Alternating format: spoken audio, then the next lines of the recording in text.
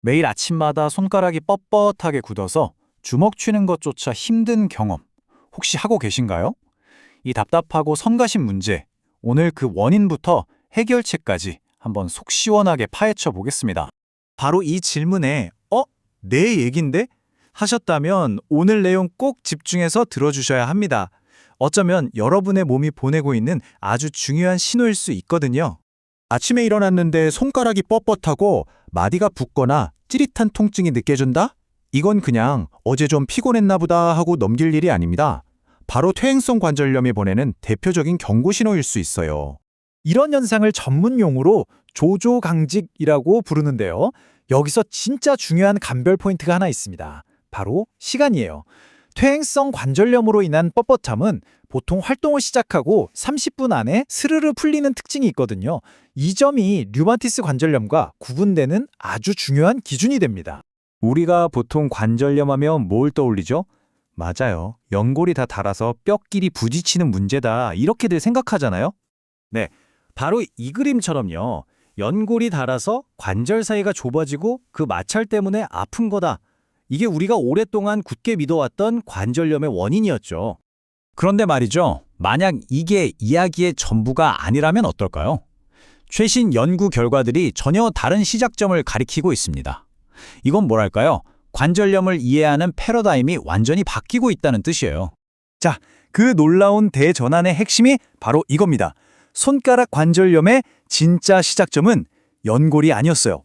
바로 관절을 양옆에서 튼튼하게 붙잡아주는 인대의 아주 작은 손상에서부터 모든 문제가 시작된다는 겁니다. 자, 과정을 한번 볼까요? 먼저 관절을 지지하던 인대가 미세하게 손상돼요. 그럼 그 약해진 틈으로 관절 안에 있던 연한 조직들이 삐져나오기 시작합니다. 그리고 이게 시간이 지나면서 서서히 굳어져서 딱딱한 결절, 즉 우리가 흔히 말하는 마디가 툭 튀어나오는 현상이 되는 거죠. 그러니까 진짜 핵심은 뼈가 닳기 전, 바로 이 초기 인대 손상 단계를 절대로 놓치지 않는 겁니다. 이게 심각한 관절 변형을 막을 수 있는 마지막 골든타임인 셈이죠. 안타깝게도 상태가 악화되면 많은 분들이 관절을 나사로 고정하는 관절 고정술 같은 수술을 고려하게 됩니다. 물론 통증은 확실히 잡을 수 있겠죠. 하지만 그 대가로 손가락의 움직임을 영구적으로 포기해야만 합니다. 바로 여기서 깊은 딜레마에 빠지게 됩니다. 정말 통증을 없애기 위해서 내 손가락의 자유로운 움직임을 포기하는 것만이 유일한 길일까요? 더 나은 대안은 정말 없는 걸까요? 다행히도 대안이 있습니다. 바로 도침요법인데요. 이건 단순히 통증만 없애는 게 아니라 손가락의 기능 회복을 목표로 하는 비수술적인 접근법이에요. 보시다시피 일반 침과는 다르게 끝이 납작한 특수한 침을 사용하죠. 이 도침의 원리는 크게 세 단계로 이루어집니다. 첫째, 딱딱하게 달라붙어서 문제를 일으키는 조직들을 정밀하게 풀어내서 관절 내부의 압력을 확 낮춰주고요.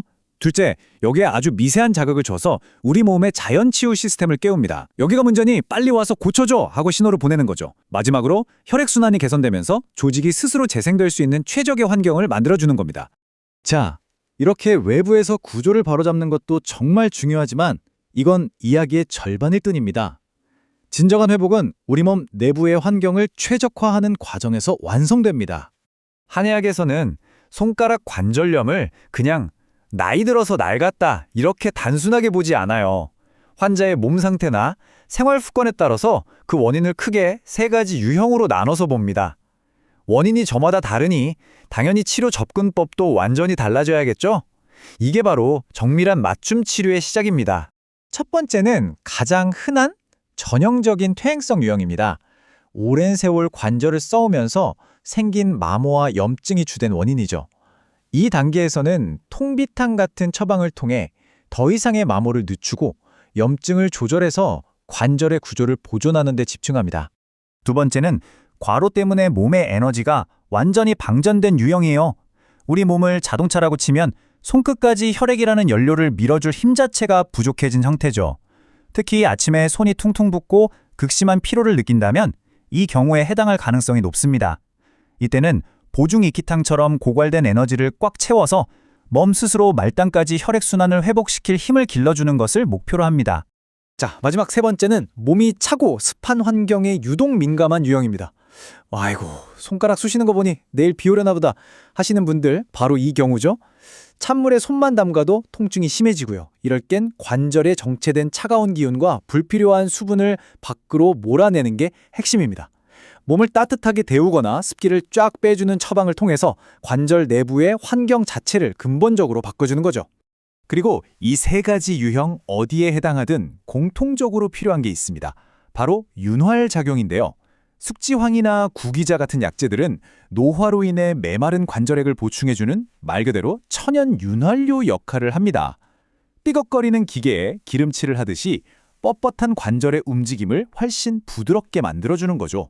바로 이런 통합적인 접근 방식, 즉 겉에서는 구조를 바로잡고 안에서는 환경을 개선하는 이 방법은요, 그냥 잠깐 아프지 말라고 증상을 억누르는 게 아닙니다.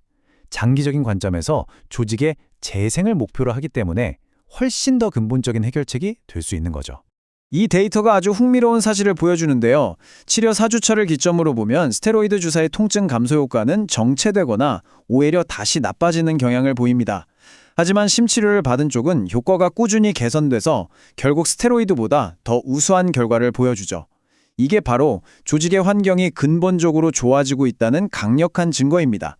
그럼 이제 치료 효과를 2배로 높이고 재발까지 막을 수 있는 아주 간단하면서도 중요한 생활 습관을 알아볼까요? 바로 이겁니다. 얇은 펜이나 젓가락 대신 이렇게 손잡이가 두툼한 도구를 사용해보세요. 정말 별거 아닌 것 같지만 이것만으로도 손가락 관절에 가해지는 불필요한 부담을 엄청나게 줄일 수 있습니다. 여기에 2가지 필수 운동을 더해주시면 그야말로 금상첨화입니다. 첫 번째는 양손 끝을 맞대고 산 모양을 만들어서 서로 밀어주는 동작이고요. 두 번째는 마디마디를 부드럽게 굽혀주는 스트레칭입니다. 매일 잠시만 시간을 내서 꾸준히 해주시면 굳어가는 관절의 유연성을 지키고 혈액순환을 돕는 데 정말 큰 도움이 될 겁니다.